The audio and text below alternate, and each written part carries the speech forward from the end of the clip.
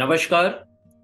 मैं doctor Nakul Sinha, cardiologist, आजकल Medanta hospital Lucknow में काम कर रहा हूं और इसके पूर्व संजय गांधी आयुर्विज्ञान संस्थान लखनऊ में विभागाध्यक्ष और प्रोफेसर के पद पर कार्डियोलॉजी में कई साल था।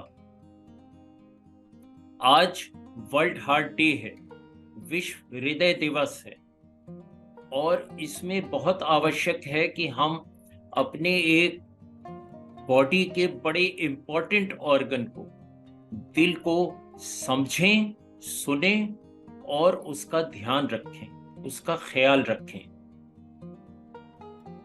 दिल हमारे लिए हमेशा काम करता रहता है, दिन रात कभी रुकता नहीं है, हमेशा चलता रहता है।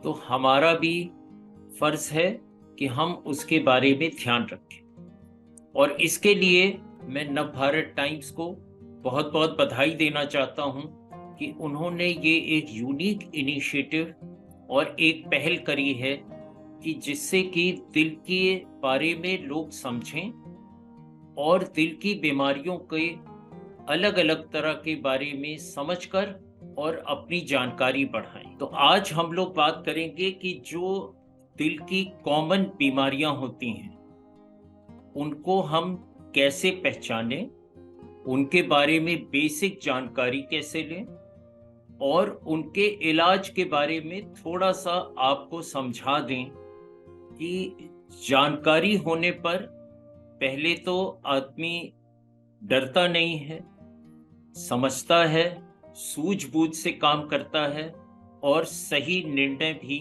लेने में मदद मिलती है। हार्ट अटैक के बारे में भी कुछ समझना जरूरी है।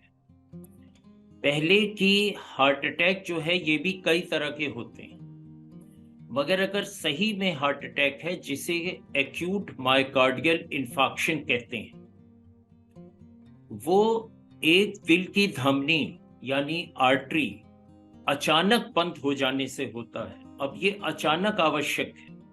अगर उसमें सिकुड़न है और उससे तकलीफ हो रही है तो वो एंजाइना यानी सीने का भारीपन या चलने फिरने पर, सीढ़ी चढ़ने पर सांस फूलना और सीने में भारीपन आना, इस तरह के लक्षण करेगा।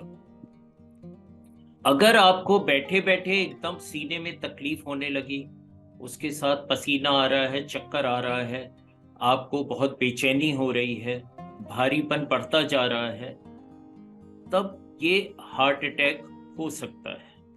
आवश्यक नहीं है, मगर हाँ, इसको आपको समझना चाहिए कि अब आपको मेडिकल अटेंशन चाहिए। तो इसकी डायग्नोसिस का सिंपल तरीका है एक ईसीजी, जो आजकल बहुत कॉमन है। कहीं भी आपको अड़ोस पड़ोस में किसी भी छोटे बड़े अस्पताल, क्लिनिक पे ईसीजी की सुविधा मिल जाएगी। 90% ईसीजी आपको कंफर्म कर देगा कि ये हार्ट अटैक हो रहा है। उसको और कंफर्म करने के लिए कुछ ब्लड टेस्ट होते हैं जिन्हें बायोमार्कर कहा जाता है। तो अगर लक्षण, सिम्टम्स, ईसीजी और बायोमार्कर, इन तीन चीज में अगर दो चीजें भी पॉजिटिव हैं तो उसको हार्ट अटैक का ट्रीटमेंट शुरू हो जाना चाहिए। और देखिए, शुरू होने का मतलब है कि इसमें समय की पाबंदी है। जितना हम डिले करेंगे उतना नुकसान बढ़ता जाएगा, उतना इलाज से फायदा कम होगा। अब हार्ट अटैक में एक कहावत है, हम लोग कहते हैं टाइम इज मनी, यानी समय जो है वो आपको बहुत कीमती होता है। हार्ट अटैक में कहा जाए तो टाइम इज हार्ट मसल। आपने अगर समय लूज किया, समय पे इलाज नहीं लिया, तो हार्ट की मसल आपकी उतनी डेड हो जाएगी और आगे वो काम नहीं करेगी।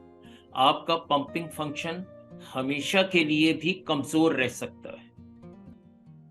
इसलिए आवश्यक है कि अगर हार्ट अटैक का शक है तो उसको कंफर्म करें और इलाज कराएं।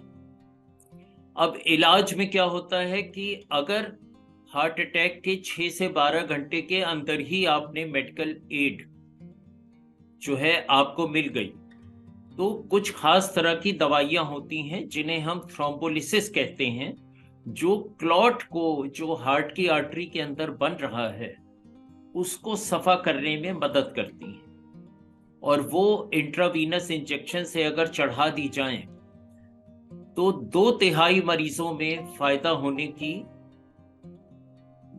उम्मीद रहती है। बाकी 1/3 में नहीं फायदा होगा और उनके लिए और तरह के इलाज होते हैं। कुछ लोगों में करीब 25% यानी कि 1/4 लोगों में इतना फायदा होगा कि उनको आगे दवा के अलावा कुछ नहीं करने की आवश्यकता है। तो एक समय की पाबंदी है।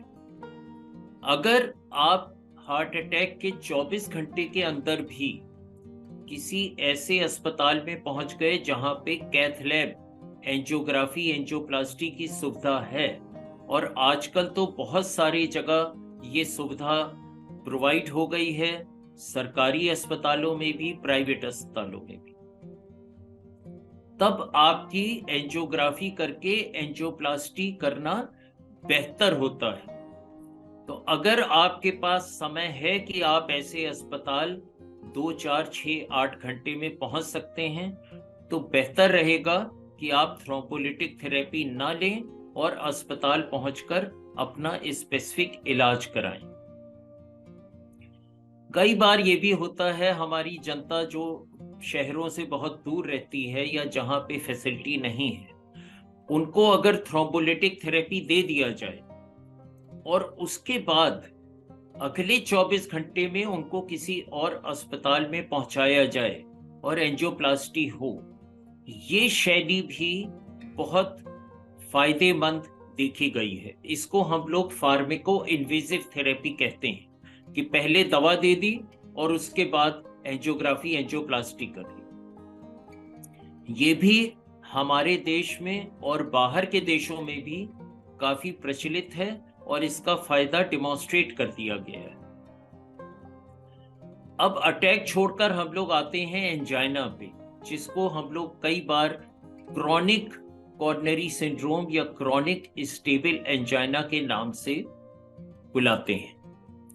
इसमें जैसा मैंने कहा कि आपको तकलीफ होगी जब आप कोई मेहनत का काम करें, या आप सीढ़ी चढ़ें, या आप बहुत उत्तेजित हो जाएं, आपका ब्लड प्रेशर बढ़ा हो, आपकी डायबिटीज गड़बड़ हो। तो इन सब में जब आप डॉक्टर से मिलेंगे तो वो आपकी हाल समझकर ईसीजी करेगा, इको करेगा, और शायद कोई स्ट्रेस टेस्ट करें, या तो वो ट्रेडमिल का होगा या रेडियो न्यूक्लियाइड स्टडी होती है। ये आपका डॉक्टर ही डिसाइड करेगा कि आपके लिए कौन सा उचित है, मतलब कौन सा टेस्ट आपको ऐसी इंफॉर्मेशन देगा कि न कि डायग्नोसिस भी हो पर आपका इलाज भी किस दिशा में जाना है इसमें आपकी मदद करेगा। इसमें इलाज जो है आपका मेनली दवाइयों से होता है। कई तरह की दवाइयां हैं, मगर मेहरबानी करके अपने आप से दवाइयां लेना छोड़ दें। एक बहुत देखा गया है कि जिसको तकलीफ होती है वो एक जबान के नीचे छोटी गोली रख के चूस लेता है और कहता है हम ठीक हो गए। ऐसे में नुकसान भी हो जाता है। आप अपने डॉक्टर से पूछकर ही ऐसा करें। दवाइयां आपकी काफी समय तक चलती हैं।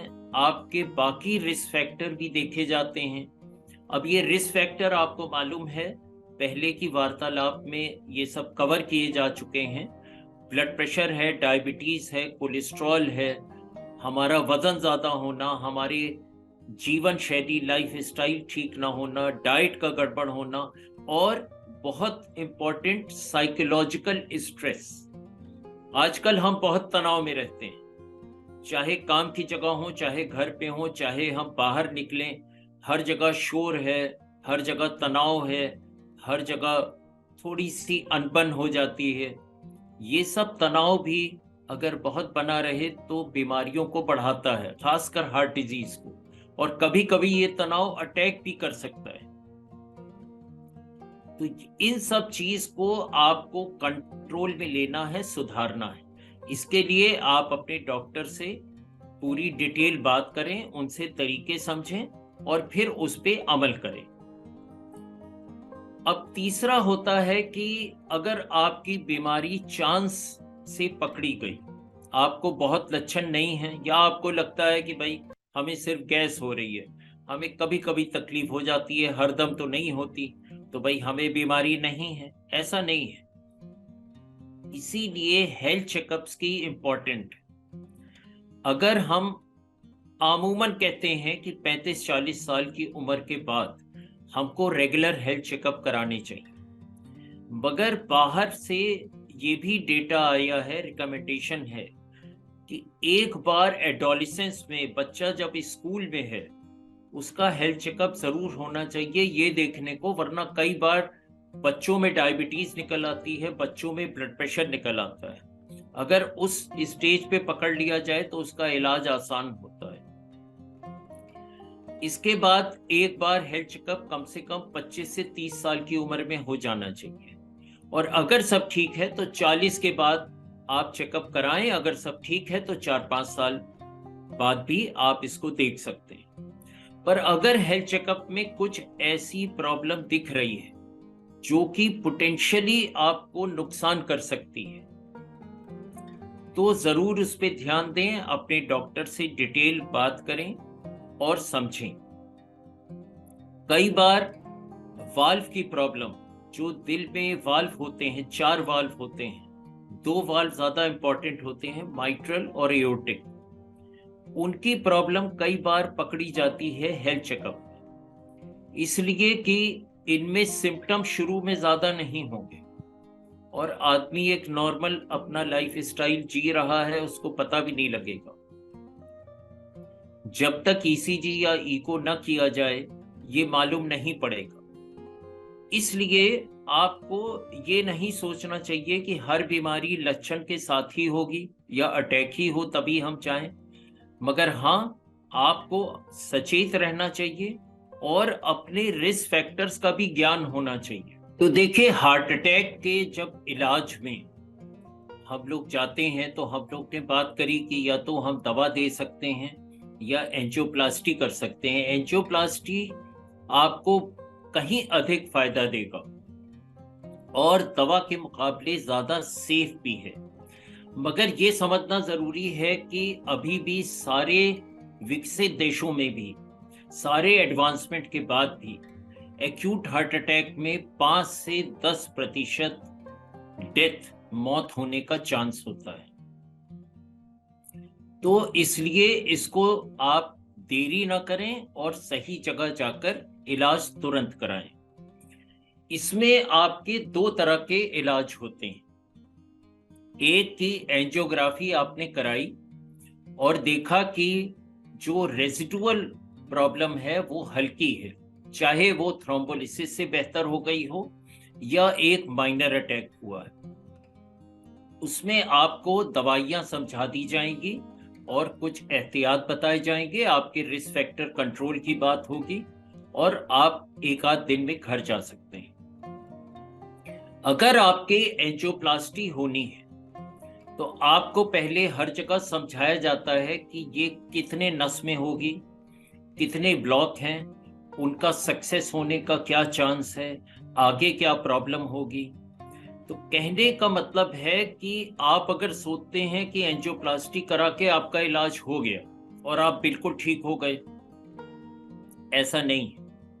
आपका इलाज शुरू हो रहा है, आरंभ हो रहा है, आपको सब उसके बारे में बताया जाएगा। एंजियोप्लास्टी होने के बाद भी आपको प्रिकॉशन लेने होंगे, आपको अपने रिस्क फैक्टर्स पे बहुत समझदारी से काम करना होगा। आपको ब्लड प्रेशर, शुगर, कोलेस्ट्रॉल सबकी जांच कराकर उसको कंट्रोल में रखना होगा। आपको दवाइयां बिना किसी नागे के लेनी होंगी। अगर आप 1 दिन 2 दिन भी दवा छोड़ देंगे तो इसका रिजल्ट बड़ा घातक हो सकता है, क्योंकि स्टेंट बंद हो सकता है। जो इसमें दवाइयां हैं आपको सब समझना चाहिए। आपका रेगुलर चेकअप 1 महीना, 3 महीना या जैसे जैसे समय बीतता जाता है और ज्यादा टाइम इंटरवल पे रेगुलर चेकअप भी किया जाता है, देखने को कि भाई सब चीज ठीक चल रही है या नहीं। अब देखिए, स्टेंट्स में बहुत से एडवांसमेंट आ गए हैं। पहले तो ऑर्डिनरी मेटल स्टेंट होते थे जिन्हें हम लोग बेयर मेटल स्टेंट कहते थे। फिर सन 2000 से दवा निकालने वाले स्टेंट आए जिनको ड्रग एल्यूटिंग स्टेंट कहा जाता है। उनसे देखा गया कि इसकी एफिकेसी ज्यादा बढ़ गई, इसमें दोबारा ब्लॉक होने का चांस बहुत कम हो गया। मगर अभी भी ड्रग एल्यूटिंग स्टेंट सारे अच्छे लगने के बाद भी अगर आपको डायबिटीज है तो दोबारा स्टेंट ब्लॉक होने का चांस 5 से 10% है। अगर डायबिटीज नहीं है तो ये 5% से कम है। पर अगर आप इलाज कर रहे हैं और सब चीज ठीक रखे हैं तो ज्यादातर मरीज इसमें अगले कई सालों तक बेहतर रहेंगे। स्टेंट में बड़े एडवांसमेंट हुए हैं। उसमें कौन सा मेटल यूज किया जाए, कौन सी दवाइयां उसमें लगाई जाए, किस तरह से दवाइयां लगाई जाएं कि दवाइयों का रिलीज जो है वो कंट्रोल में रहे। और अब एक और नई तरह का स्टेंट है कि जो कि धीमे धीमे करके बॉडी में अपने आप वो एब्जॉर्ब हो जाता है, मगर उसके लिए कम से कम 2 से 3 साल लगते हैं। अब ये सब इस पे शोध कार्य चल रहा है। अभी कहना कि कौन सी चीज सबसे अच्छी होगी ये अभी नहीं कहा जा सकता, मगर आजकल के जो ड्रग एल्यूटिंग स्टेंट हैं जो कि बाहर के विदेशों से भी बन के आते हैं या जो हमारी भारतीय कंपनियां भी बनाती हैं, दोनों के रिजल्ट बहुत अच्छे और मैचिंग हैं। इसलिए बहुत सी चॉइसेस हैं और इसको जो ठीक समझा जाएगा वो आप में इस्तेमाल किया जाता है। अब इसके बाद हम लोग चलते हैं कि भाई अगर एंजियोप्लास्टी नहीं मुमकिन है, मान लीजिए पाया गया कि आपकी सारी नसें बंद हैं और इसमें खोला जाना मुश्किल है, या सिर्फ एक खोल दी गई, बाकी जो है वो बड़े दिनों से बंद हैं, उसमें कैल्शियम जम गया है, चूना जम गया है, उनमें कई जगह ब्लॉक है, तो इसके लिए बाईपास ऑपरेशन बताया जाता है। देखिए, बाईपास और एंजियोप्लास्टी 2 तरीके हैं इलाज के, एक दूसरे को ये एक्सक्लूड नहीं कर देते, ये एक दूसरे की मदद के लिए है, मतलब सिम्बियोटिक रिलेशनशिप है। कई बार एंजियोप्लास्टी होने के कुछ साल बाद आपको बाईपास की जरूरत पड़ सकती है और कई बार बाईपास होने के बाद भी आपको एंजियोप्लास्टी की जरूरत पड़ सकती है। तो इसलिए ये समझना चाहिए कि जिस समय पे आपकी बीमारी की क्या स्टेज है उस पे जो आपको बताया जाए उसमें आप सोच समझकर और चूज करें कि हमें क्या कराना चाहिए। इसमें बाईपास के रिजल्ट भी बहुत अच्छे हैं और बाईपास कई बार बड़े घातक मरीज जिनको कि बिल्कुल वो अरेस्ट होने वाले हैं, उनमें जब मैकेनिकल कॉम्प्लिकेशन हो गया है, वाल्व खराब हो गया हार्ट अटैक की वजह से, या हार्ट की वॉल में छेद बन गया, ये सब चीजें बाईपास और उसको रिपेयर करने से मरीज को फायदा हो जाता है और बहुत से मरीज इसमें कई सालों तक रहते हैं। अब हम लोग आते हैं वाल्व की बीमारी। तो वाल्व की बीमारी हमने आपको बताया कि कई बार बिना तकलीफ के होती है, उसमें पता नहीं लगता। जब एक थ्रेशोल्ड क्रॉस हो जाता है तभी जो है उसके बारे में जानकारी मरीज को होती है। इकोकार्डियोग्राफी इसमें बहुत मदद करती है और इको भी अब ऐसा यंत्र है जो कि बड़ा कॉमनली अवेलेबल है।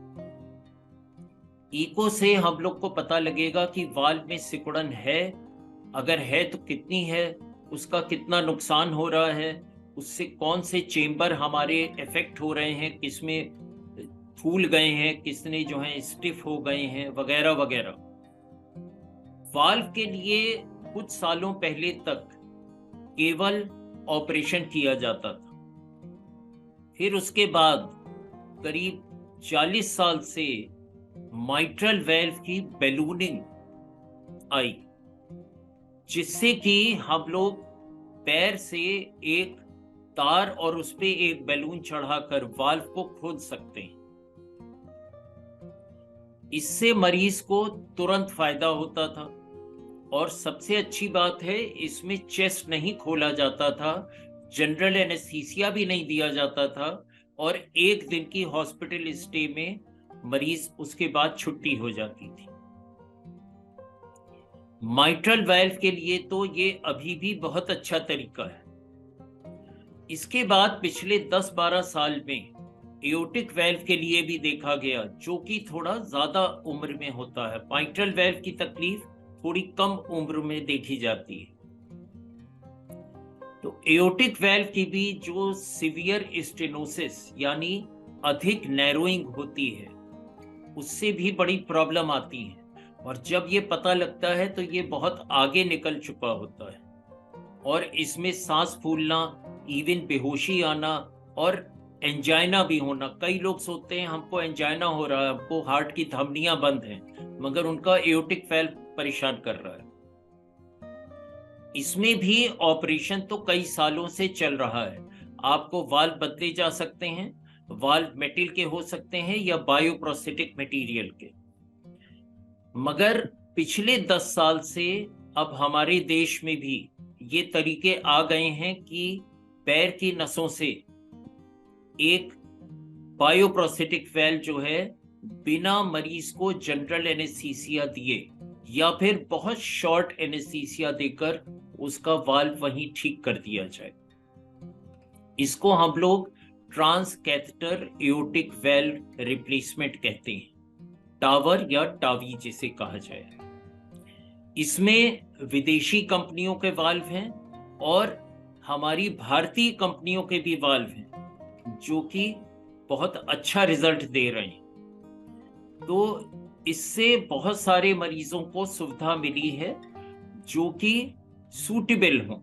इसके लिए हर मरीज सूटेबल नहीं होगा, पर अगर मरीज उचित है, उसकी बीमारी उचित है इस तरह के इलाज के लिए, तो उनको फायदा मिलेगा। इसमें ये भी देखना होता है कि इलाज के बाद उनको कितना एक्सर्शन करना है, उनके सिम्टम ठीक हुए या नहीं, उनकी क्या दवाइयां चलेंगी। और इन वाल्व्स की लाइफ बायोप्रोस्थेटिक की 7 से 10 साल मानी जाती है। इसीलिए जब मरीज की आयु 75-80 साल होती है, तो उनके लिए इस तरह का तरीका बेहतर माना जाता है, क्योंकि तब तक उनको कुछ ना कुछ ऐसी जरूर तकलीफें होंगी, सांस की होगी और होगी, जिससे कि मेजर ऑपरेशन जो कि वाल्व रिप्लेसमेंट सर्जिकल होगा, उसको करने में बाधा आ सकती है।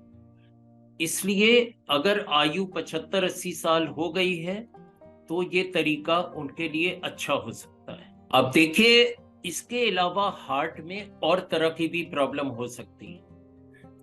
हमको मालूम है दिल का बिजली का सिस्टम होता है, वरना हमारा दिल धड़केगा कैसे? हमको उससे कहना तो नहीं पड़ता कि हाँ भाई अब धड़कना शुरू करिए। और दिल तो अगर 10 सेकंड भी ना धड़के तो हमको बेहोशी हो सकती है। तो बिजली के सिस्टम में कई तरह के प्रॉब्लम आ सकते हैं। एक हो सकता है कि हमारी दिल की गति वो धीमी हो जाए। उसमें कई तरह के हार्ट ब्लॉक देखे गए। इनकी वजह अलग होती हैं, कई बिना वजह के भी होते हैं, मगर ज्यादातर हार्ट ब्लॉक में एक पेसमेकर की आवश्यकता होती है। पेसमेकर एक छोटी सी मशीन है, अब तो बहुत हल्की बनने लगी। शुरू के पेसमेकर तो 500 ग्राम के होते थे, अब तो आपको 100-125 ग्राम के पेसमेकर छोटे से होंगे। वो आपके कंधे के पास स्किन के नीचे लगा दिया जाता है और उसके तार हार्ट के अंदर सही जगह पे पहुंचाकर उसको फिक्स कर दिया जाता है।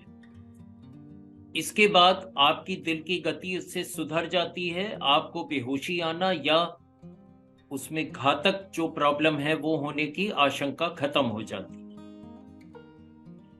कुछ दिल की बिजली की बीमारियां होती हैं जो कि दिल की गति बहुत बढ़ा देती हैं। तो बहुत बढ़ना अगर 120 140 तक है तब तो हार्ट उसको टैकल कर लेता है, वरना अगर इससे ऊपर जा रही हैं तो भी आपको बहुत प्रॉब्लम या बेहोशी या डेथ भी हो सकती है।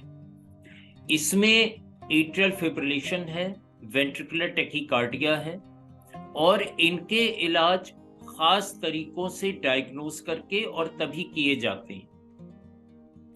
इसमें आपको खास तरह के पेसमेकर लग सकते हैं जिनको आईसीडी कहा जाता है। इसके अलावा भी और नए तरह के तरीके हैं कि जिनसे इलाज किया जाता है, जिनमें रेडियो फ्रीक्वेंसी एब्लेशन है। इससे हार्ट के अंदर सही जगह पे पतले पतले तार रख के और छोटे से एरिया को अगर रेडियो फ्रीक्वेंसी एनर्जी दी जाए तो वहां पे सर्किट ब्रेक हो जाती है और ये धड़कन होने की संभावना आपको जो बहुत तेज 200-250 तक जा रही है वो आपकी बेहतर हो जाएगी। इसके अलावा इसमें दवाइयां भी दी जाती हैं। तो देखिए, हार्ट की बीमारियां हैं तो और भी बहुत तरह की, मगर ये हम लोग ने कॉमन बीमारियों के बारे में थोड़ी चर्चा करी और आप सबको थोड़ा सा समझाने की कोशिश करी कि किस तरह से प्रॉब्लम आती है और उसके लिए कैसे आपको समझदारी से डॉक्टर को अप्रोच करके उनसे ओपिनियन लेनी चाहिए। और आपको अगर नहीं समझ में आ रहा है तो आपको फिर से बताया जाएगा या आप और जगह भी जो है ओपिनियन ले सकते हैं, क्योंकि इसमें इलाज का निर्णय, डिसीजन लेना बड़ा अहम होता है और ये आप सबको सोच समझ के डिसीजन लेना चाहिए। बल्कि हम तो कहेंगे इसमें अकेला मरीज नहीं, पूरी फैमिली को इन्वॉल्व होना चाहिए। आगे कैसा रहेगा, आगे क्या संभावनाएं हैं, ये सब पहले से समझना चाहिए। तो पहले तो मैं ये कहूंगा कि फिर से नवभारत टाइम्स को बहुत बहुत धन्यवाद कि उन्होंने वर्ल्ड हार्ट डे के अवसर पर ऐसी इनिशिएटिव ली है, ऐसी पहल करी है कि जिससे हमको अपने दिल का ख्याल करने का सबक मिले। हम लोग बहुत कम ख्याल करते हैं, हमारे दिल, दिमाग, लिवर, लंग, किडनी, इतनी चीजें हमारे पास इतनी कॉम्प्लेक्स बनाकर दी गई हैं, पर हम उनका ख्याल नहीं कर पाते, हमको ध्यान नहीं रहता। अगर हम थोड़ा सा भी ध्यान शुरू से देंगे तो इनकी बीमारियां कम होंगी, अगर होंगी भी तो हल्की होंगी और सही इलाज होने से हमको पूरा फायदा मिलेगा। तो आप सब लोग इस पे विचार करें, जानकारी लें और सही जानकारी लें अपने दिल का ख्याल करने के लिए। धन्यवाद, नमस्कार।